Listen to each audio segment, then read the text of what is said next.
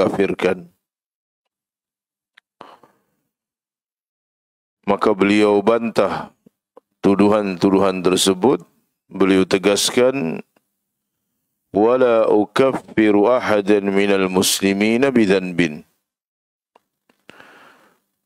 Dan di akhir kitab ini beliau juga nanti akan menjelaskan, beliau ulangi tentang pembahasan takfir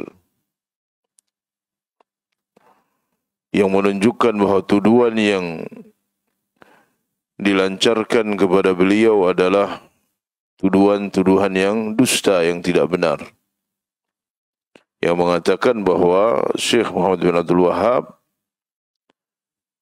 suka mengkafirkan kaum muslimin atau mudah mengkafirkan kaum muslimin atau mengeluarkan orang dari Islam.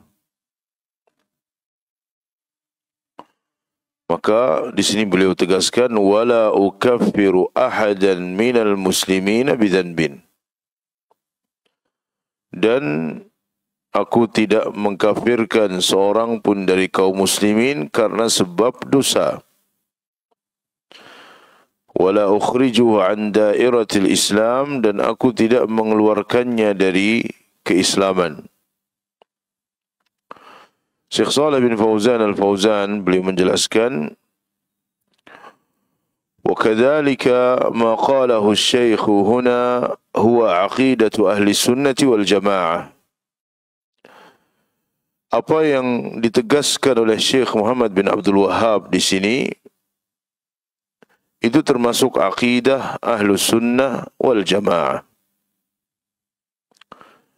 Apa yang beliau tegaskan itu termasuk akidah Ahlus Sunnah wal Jamaah. Bahawa Ahlus Sunnah wal Jamaah adalah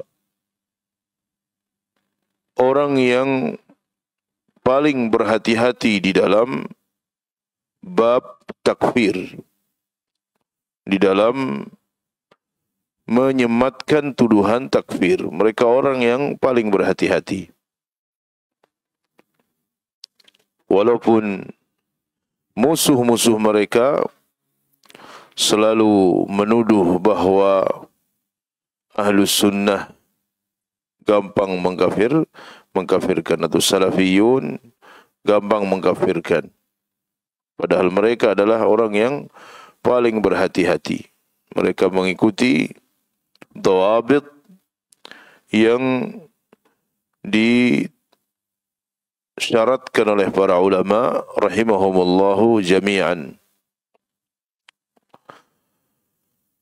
Annahum la yukaffiruna bil kabair allati duna syirik. Bahawa Ahlus Sunnah wal Jamaah mereka tidak mengkafirkan pelaku dosa besar. Mereka tidak mengkafirkan orang yang terjerumus ke dalam dosa-dosa besar yang itu di bawah syirik. Pelaku dosa besar menurut Ahlus Sunnah wal Jamaah mereka tidak kafir.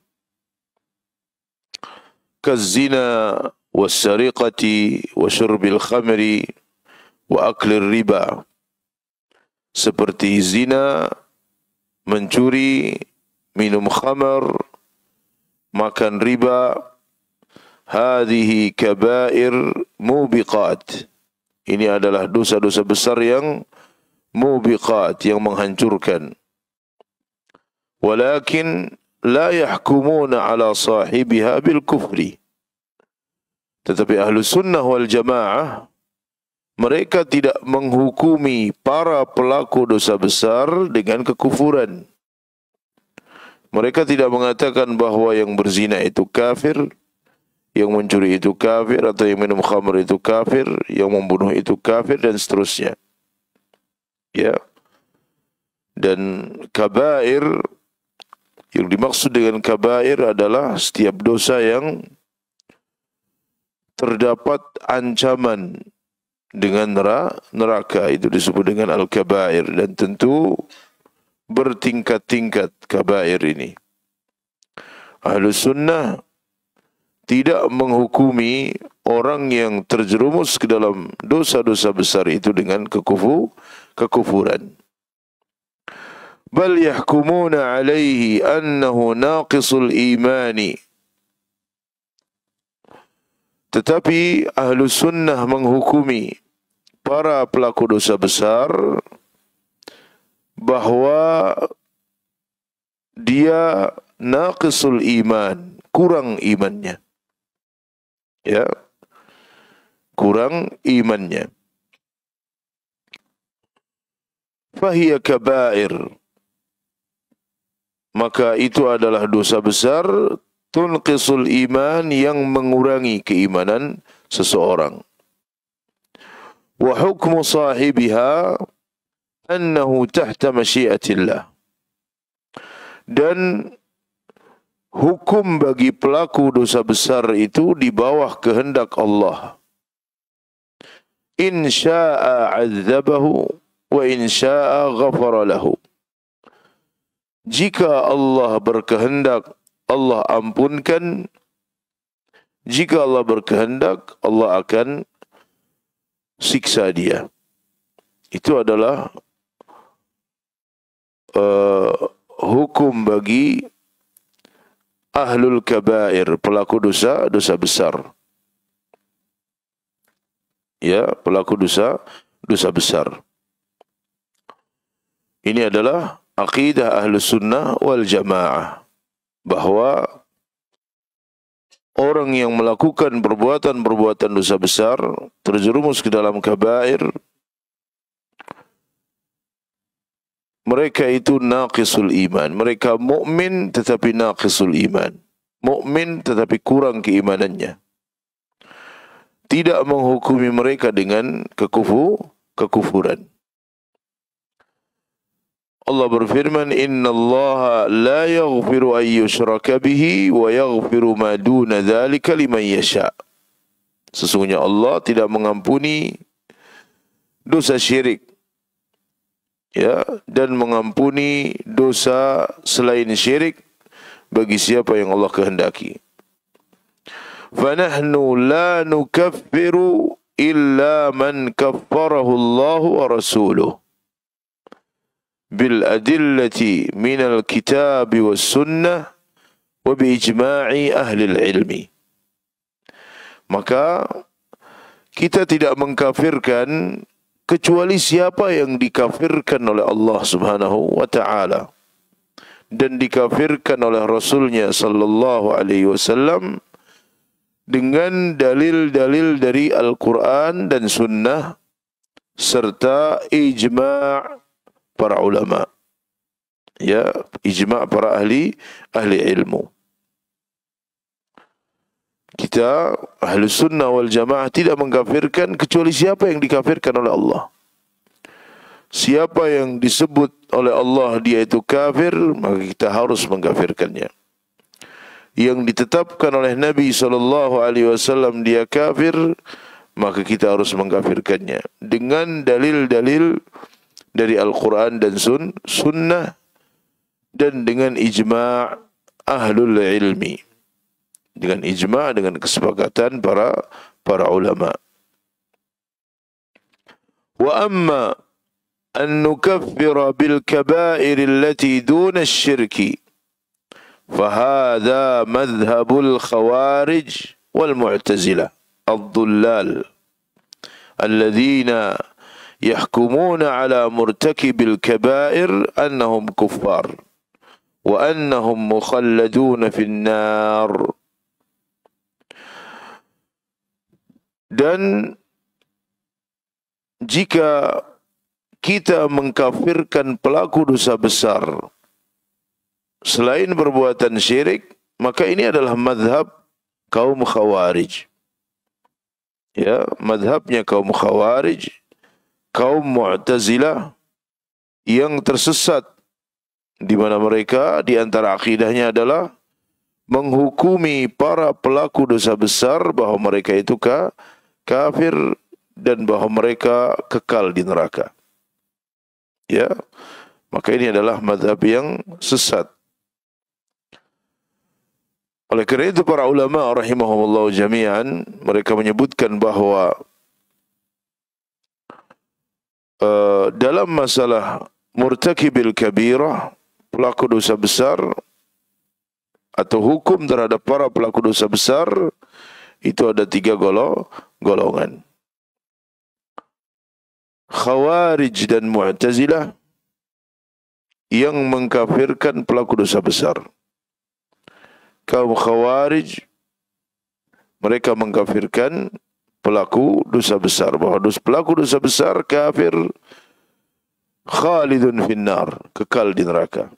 Siapa yang mencuri kafir, yang berzina kafir, yang makan riba kafir, yang membunuh kafir dan seterusnya. Ya, karena memang ini menjadi ciri bagi mereka. Takfir, mudah mengkafirkan adalah ciri dari kaum Khawarij. Ya, mudah di dalam mengkafirkan. Demikian pula Mu'tazilah. Mu'tazilah mengatakan bahawa pelaku dosa besar fi manzilah baina manzilatain. Dia berada di dalam atau di tengah-tengah 2 keadaan. Ya, dia berada di tengah-tengah dari 2 keadaan. Fi manzilatin baina manzilatain. Maka mereka menurut orang-orang Mu'tazilah tidak dikatakan sebagai kafir, pelaku dosa besar. Menurut orang-orang Mu'tazilah tidak dikatakan sebagai kafir, tidak juga dikatakan sebagai mukmin, tetapi dia berada di antara 2 manzilah ini, tidak mukmin, tidak kafir, tetapi ketika di neraka dia akan kekal di neraka. Ketika di akhirat dia akan kekal di neraka. Ya, artinya keputusannya sama dengan kaum Khawarij, bahawa pelaku dosa besar itu akan kekal di neraka. Sama juga, karena yang kekal di neraka itu hanya orang-orang kafir. Maka itu adalah yang pertama. Mereka yang mengkafirkan pelaku dosa besar. Kelompok yang kedua atau golongan yang kedua, kaum Murji'ah. Mereka mengatakan bahawa murtakibul kabirah, pelaku dosa besar, mukmin, kamilul iman, mukmin yang sempurna imannya.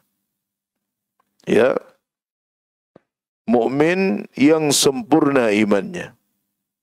Dia ingin membantah orang-orang Khawarij, tapi kelewat batas.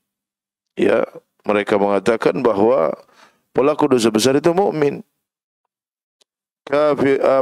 kamilul iman, sempurna keimanannya. Ya, karena menurut mereka bahawa iman itu sesuatu yang tetap di dalam hati. Dia tidak bertambah, tidak berkurang. Ya, tidak bertambah, tidak berkurang.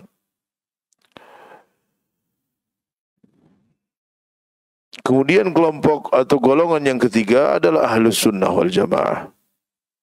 Mereka yang mengatakan bahawa pelaku dosa besar mukmin naqisul iman, mukmin yang kurang imannya kepada Allah. Maka Ahlus Sunnah berada di tengah-tengah antara orang-orang yang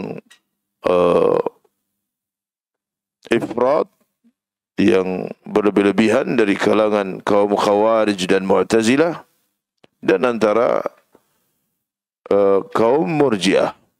Ya, mereka yang mengatakan bahawa pelaku dosa besar itu mukmin kamilul iman. Ahlus Sunnah mereka mengatakan bahawa pelaku dosa besar mukmin naqisul iman, tetapi kurang keimanannya. Ya, bahkan terkadang saking kurangnya keimanannya bisa saja sangat dekat dengan kekufuran. Ya, dan ini berkaitan dengan pembahasan dalam masalah iman, bahwa iman menurut Ahlus Sunnah wal Jamaah yazid wa yanqus, bertambah dan berkurang. Setelah ini beliau akan membahas tentang masalah iman juga, nanti akan beliau sebutkan.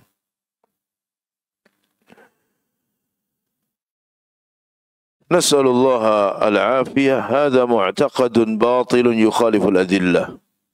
Ya, ini adalah keyakinan yang batil, yang sesat dan bertentangan dengan dalil-dalil. Itu yang beliau jelaskan, bahwa yang mengkafirkan pelaku dosa besar adalah kaum Khawarij dan Mu'tazilah. Lakin man istahalla muharraman mujma'an ala tahrimihi fahadha kafir. Tetapi siapa yang menghalalkan yang haram, yang disepakati akan keharamannya, maka dia kafir. Dan ini adalah takfirul mutlaq. Ya. Jadi harus dibedakan antara takfirul mutlaq dengan takfirul muayyan. Takfirul mutlaq itu takfir secara mutlak, sedangkan muayyan itu yang berkaitan dengan per orangnya. Ya. Nah, yang beliau sebutkan di sini, siapa yang menghalalkan yang haram, maka dia kafir. Siapa yang menghalalkan yang haram atau mengharamkan yang halal, maka dia kafir. Atau siapa yang mengingkari mizan, maka dia kafir. Siapa yang mengingkari wajibnya salat, maka dia kafir. Mengingkari wajibnya zakat, dia kafir. Mengingkari wajibnya jilbab, kafir. Tetapi dia hukum yang mutlak. Ya, hukum yang mutlak. Jadi tidak bisa orang yang mengatakan perkataan kufur itu kemudian langsung dihukumi sebagai kafir secara muayyan. Adapun hukum secara mutlak iya. Ya. Orang yang menghalalkan riba kufur kepada Allah, karena dia mendustakan ayat Allah Subhanahu wa taala. Ya, itu secara hukum secara mutlak atau takfir yang bersifat mutlak, dan ini banyak disebutkan oleh para ulama rahimahumullah jami'an. Nah, yang tidak memahami perbedaan antara takfir mutlak dengan takfir muayyan akhirnya menganggap atau menuduh bahwa Syekh Muhammad bin Abdul Wahab itu mudah mengkafirkan, padahal beliau mengkafirkan secara mutlak. Siapa yang berdoa kepada selain Allah kafir. Siapa yang minta-minta ke kuburan kafir, itu namanya hukum mutlak. Ya. Adapun muayyan yang berkaitan dengan orang tertentu, itu harus ada dhawabitnya, harus ada syarat-syaratnya yang terpenuhi. Itu pun bukan kemudian dilakukan oleh sembarangan orang. Semua bisa melakukannya, tidak. Ya, karena yang menjatuhkan hukum itu adalah hakim. Ya, yang menjatuhkan hukum kafir itu adalah hakim, karena akan ada lawazimnya. Karena kalau dia umpamanya seseorang, ya sudah dikafirkan, dia sudah ditegakkan hujjah, sudah dijelaskan. Ya, kemudian para ulama sepakat mengkafirkan orang tersebut, maka ada hukum yang menjadi konsekuensi. Di antara konsekuensinya, dia harus diceraikan dari istrinya umpamanya. Ya, dia tidak boleh dimakamkan kalau mati dia tidak boleh dimakamkan di pemakaman kaum muslimin dan seterusnya. Ya, artinya bahwa takfir muayyan itu bukan masalah yang ringan, dia masalah berat. Oleh karena itu para ulama menyebutkan dhawabit, kaidah-kaidah ya di dalam takfir muayyan. Adapun yang disebutkan para ulama dalam kitab-kitab mereka, siapa yang meninggalkan solat maka dia kafir. Siapa yang menghalalkan riba maka dia kafir. Siapa yang mengingkari adanya syafaat maka dia kafir. Itu adalah hukum mutlak. Ya. Nah, ketika tidak bisa membedakan antara dua takfir ini, akhirnya mereka menuduh Syekh Muhammad bin Abdul Wahhab suka mengkafirkan orang, atau Syekhul Islam Ibn Taymiyah suka mengkafirkan, atau para ulama Ahlus Sunnah, para ulama As-Salafiyin suka mengkafirkan. Padahal itu adalah takfir mutlak yang memang dalil mengkafirkannya. Ya, mengkafirkannya. Maka beliau di sini mengatakan, man istahalla muharraman, ya, siapa yang menghalalkan yang haram. Riba halal, umpamanya. Khamar halal, umpamanya. Orang yang mengatakan demikian dia kafir. Karena menghalalkan yang haram. Allah mengharamkan, dia menghalalkan. Mendustakan ayat-ayat Allah tabaraka wa ta'ala. Ya. Menghalalkan yang haram yang ijma' bahwa itu diharamkan. Kama law istahallal ar-riba, seperti orang yang menghalalkan riba. Awil khamr, ataupun dia mengharamkan atau dia menghalalkan khamr. Awiz zina, atau dia menghalalkan zina. Aw harrama syai'an mujma'an ala hillihi, atau dia mengharamkan sesuatu yang ijma' bahwa itu halal. Fahada kafir, maka ini adalah kafir. Kenapa? Li'annahu mukadzibun lillahi wa li rasulihi wa li ijma'il muslimin. Karena dia telah mendustakan Allah, mendustakan Rasulnya, dan ijma' kaum muslimin. Ya. Mas'alatu takfir laha dhawabit inda ahli sunnati wal jamaah. Maka masalah takfir, mengkafirkan, itu ada dhawabitnya, ada kaidahnya, ya, menurut ahlu sunnah wal jamaah. Oleh kerana itu para ulama menulis, ya, kitab-kitab yang berkaitan dengan masalah takfir. Di antaranya adalah kitab yang ditulis oleh Syekh Ibrahim Ar-Ruhaili hafizahullah ta'ala. Beliau menulis kitab Dhawabit fit Takfir. Ya, dan beliau jelaskan secara gamblang, ya, tentang dhawabit, apa syarat-syaratnya sehingga dia dikafirkan. Ya. Kalau tidak salah itu sudah diterjemahkan buku itu dan bisa dibaca tentang dhawabit fit takfir. Syekh Ali Hasan rahimahullah juga punya buku tentang masalah itu, dan banyak para ulama, ya, yang menulis buku-buku yang berkaitan dengan takfir dalam rangka untuk memberikan pencerahan kepada kaum muslimin tentang takfir, bahwa takfir hukum syar'i. Ya, takfir itu hukum syar'i. Ya. Dan ada kaidah-kaidahnya. Ada pembagian-pembagian, ada takfir yang mutlak, ada yang muayyan. Kemudian kufur itu juga ada kufrul juhud, kufrul i'rad, dan seterusnya. Itu dijelaskan oleh para ulama rahimahumullahu jami'an. Amma mujarradu irtikabihi lil kabirah allati duna syirki fahada khatar bila syak. Adapun sekedar dia terjerumus ke dalam dosa besar selain perbuatan syirik, maka ini tentu sangat berbahaya. Ya, orang yang terjerumus ke dalam dosa besar, dia dalam keadaan yang sangat berbahaya. Ya, yang dekat dengan kekufuran. Ya, dekat dengan kekufuran, sangat berbahaya. Wa huwa mutawa'adun bin nari wal ghadab. Dia diancam dengan neraka dan kemurkaan Allah tabaraka wa ta'ala. Orang yang terjerumus ke dalam dosa besar, dia diancam dengan neraka. Dia diancam dengan kemurkaan Allah tabaraka wa ta'ala.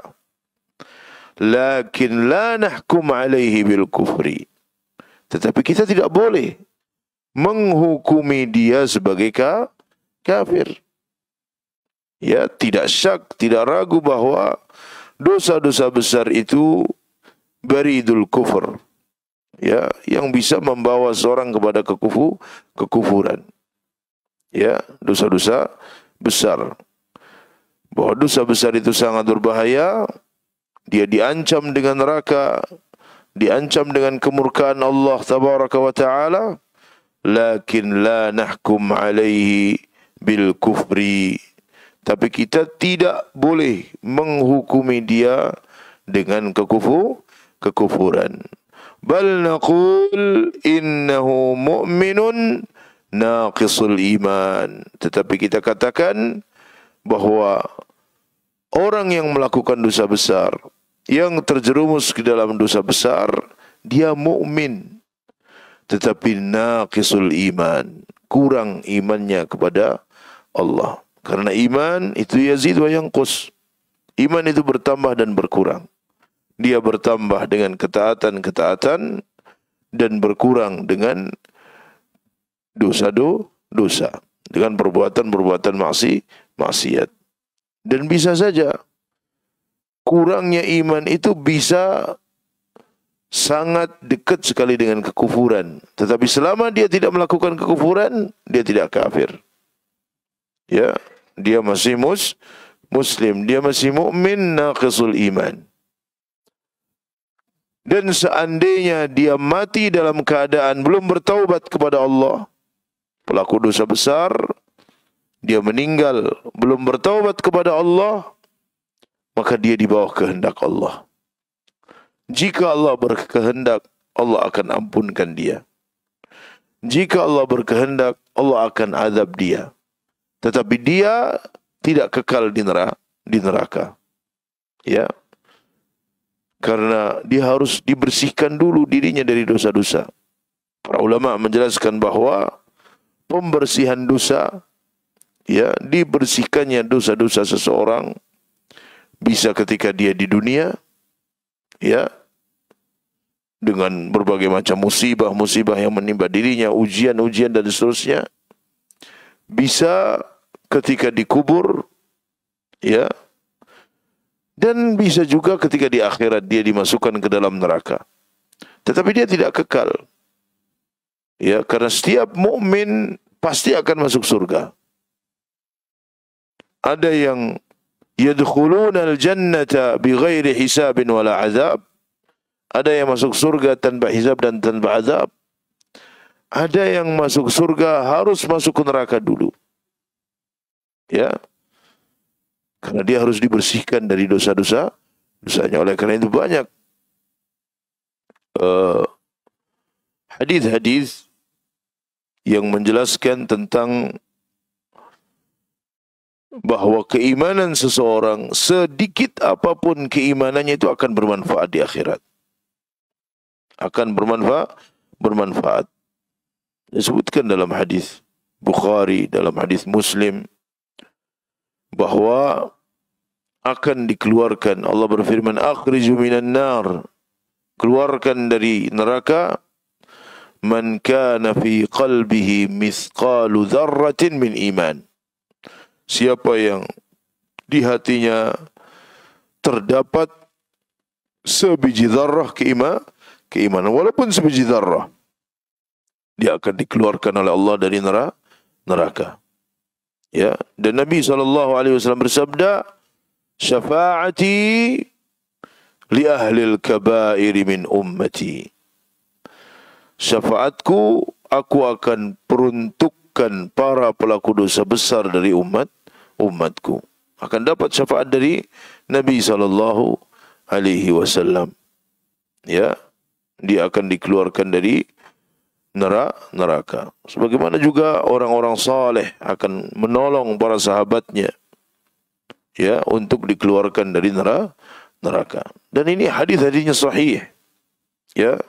dalam Bukhari, dalam Muslim dan yang lainnya. Dari sini kita mengetahui kelirunya pemahaman Khawarij, ya, atau pemahaman orang yang mengatakan bahwa orang yang sudah masuk neraka tidak bisa masuk surga. Ada pemahaman-pemahaman seperti itu. Dengan istilah, masa penduduk surga kok ex neraka. Ya. Sudah masuk neraka ya sudah masuk neraka. Maka itu pemahaman yang keliru. Ya, yang bertentangan dengan hadis-hadis yang sahih, bahwa ada orang yang hanya memiliki sedikit keimanan di dalam hatinya dan dia besok dimasukkan ke dalam surga. Nabi bersabda, "Kullu ummati yadkhuluna al-jannah." Setiap umatku itu pasti akan masuk surga.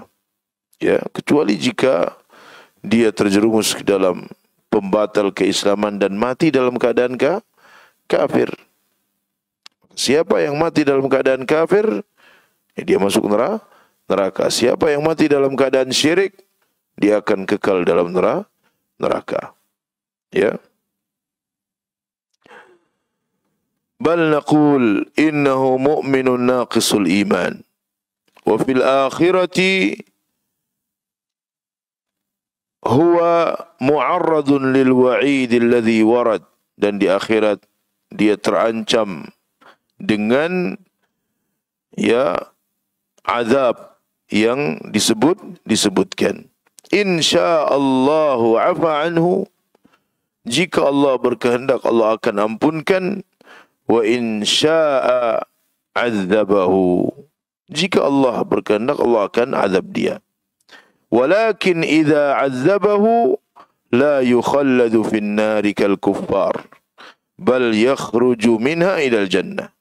Seandainya dia nantinya masuk ke dalam neraka, maka dia tidak kekal dalam neraka. Karena yang mengekalkan seseorang di dalam neraka adalah kekufuran dan kesyirikan. Ya, kekufuran dan kesyirikan itu yang akan mengekalkan seseorang di dalam neraka. Adapun pelaku dosa besar, jika Allah kehendaki dia masuk ke dalam neraka, maka dia tidak kekal. Tidak seperti orang-orang kafir. Dia nantinya akan dikeluarkan oleh Allah dan akan dimasukkan ke dalam surga. Ya, akan dimasukkan ke dalam surga. Dan ini adalah keadilan Allah tabaraka wa ta'ala. Wala yakhruju min dairatil Islam. Pelaku dosa besar juga tidak keluar dari Islam. Bal yabqa fi dairatil Islam, tetapi dia tetap berada di dalam agama Islam. Fayakunu ma'ahu aslul Islami wa aslul iman. Sehingga dia memiliki asal dari Islam, ya, artinya Islam yang paling mendasar dan keimanan yang paling mendasar. Lakin yakunu imanuhu dha'ifan, tetapi imannya itu lemah, tapi dia masih mukmin. Ya, dia masih mukmin. Li'anna al-ma'asi tunqisul iman. Ya, karena maksiat itu mengurangi keimanan. Maka dia naqisul iman. Maka ini adalah akidah Ahlus Sunnah wal Jamaah. Berbeda dengan dua golongan yang lainnya. Khawarij mengatakan pelaku dosa besar kafir, kekal di neraka. Orang-orang Murji'ah mengatakan pelaku dosa besar itu mukminun kamilul iman, sempurna imannya. Artinya orang mau berbuat apa saja dia kamilul iman. Mau berbuat dosa apa saja menurut orang-orang Murji'ah kamilul iman. Ya. Dan menurut Ahlus Sunnah wal Jamaah bahwa pelaku dosa besar mukmin naqisul iman, tetapi kurang keimanannya kepada Allah tabaraka wa ta'ala. Wanzur ila kalami hadzal imam fi hadhihi al-mas'alah. Lihatlah apa yang dikatakan oleh Syekh Muhammad bin Abdul Wahhab dalam masalah ini. Beliau tegas mengatakan, wala ukaffiru ahadan minal muslimin bidzanbin. Kan sangat tegas beliau mengatakan, wala ukaffiru ahadan minal muslimina bidzanbin. Aku tidak mengkafirkan seorang pun dari kalangan kaum muslimin dengan sebab dosa. Wala ukhrijuhu an dairatil Islam. Aku juga tidak mengeluarkan dia dari keislaman. Maka lihat perkataan ini. Lihat apa yang beliau tegaskan.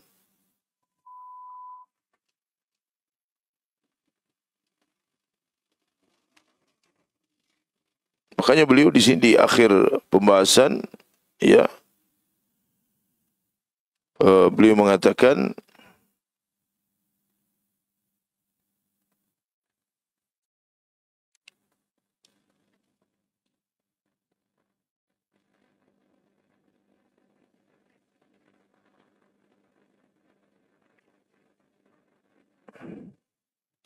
beliau mengatakan bahawa ada orang-orang yang menuduh beliau dan tuduhan itu sampai sekarang. Ya. Di sini beliau mengatakan ada orang yang mengatakan anni ukaffir man tawassal bis salihin. Katanya saya mengkafirkan orang yang bertawassul dengan orang-orang saleh. Wa anni ukaffir al-Busiri. Katanya saya mengkafirkan al-Busiri karena dia mengatakan ya akramul khalq mali aludzu bihi siwaka dan seterusnya. Katanya saya mengatakan lau aqdir ala hadmi qubbat Rasulullah hadamtuha. Kalau saya mampu menghancurkan kubah Rasulullah, aku akan hancurkan. Ya. Kemudian ada yang mengatakan lau aqdir ala al-Ka'bah la akhadtu mizabaha. Kalau seandainya aku mampu menghilangkan talang Ka'bah, aku akan hilangkan. Ya. Aku akan ganti dia dari kayu. Kemudian ada yang menuduh saya mengharamkan ziaratul qabr. Saya juga mengingkari ziarah qabr kepada kedua orang tua.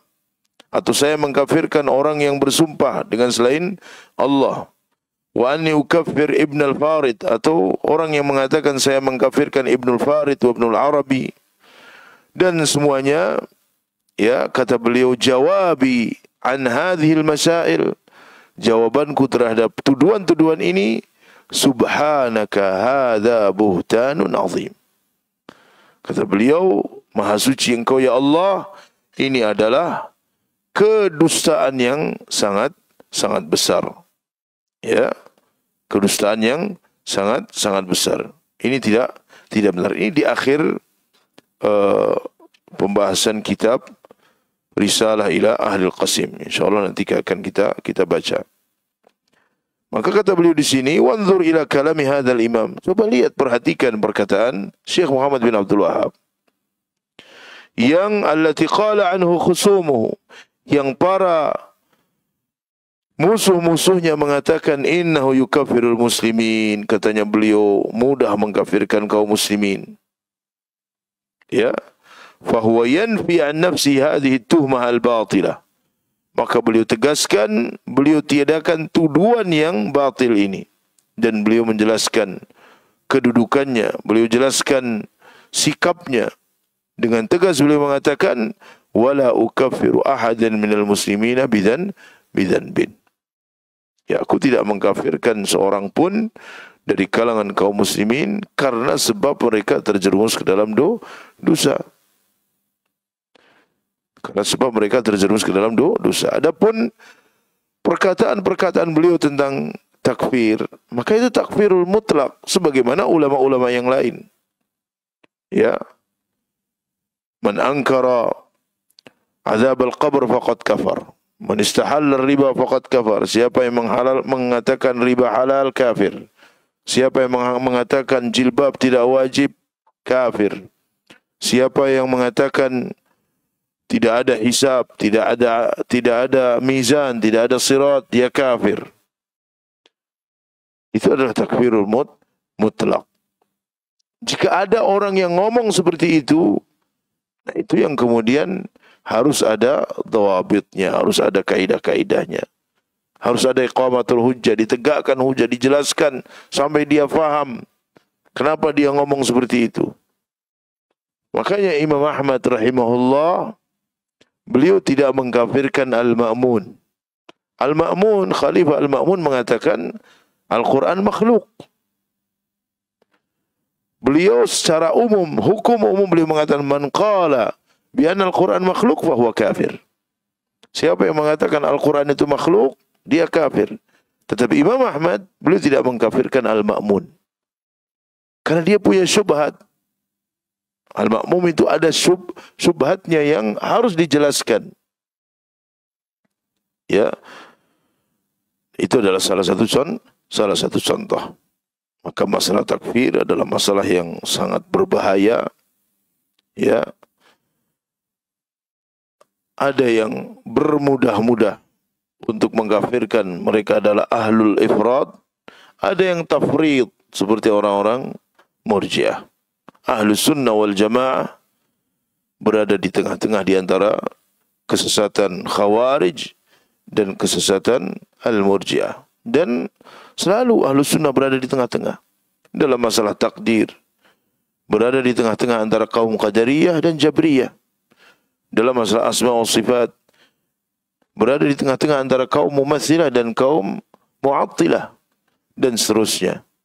Ya, mereka adalah umat yang wasat, yang selalu berada di tengah-tengah, selalu mengikuti qala Allah, qala Rasul sallallahu alaihi wasallam, wa qala sahabah. Dan ini dijelaskan oleh ulama Ahlus Sunnah wal Jamaah dalam kitab-kitab mereka. Ya, ratusan kitab-kitab para ulama yang membahas tentang masalah-masalah akidah. Nah, di antaranya adalah yang beliau sebutkan di sini. Ya, yaitu Risalah ila Ahlul Qasim atau Aqidah Syekh Muhammad bin Abdul Wahhab rahimahullah ta'ala. Sudah ada nih. Baik.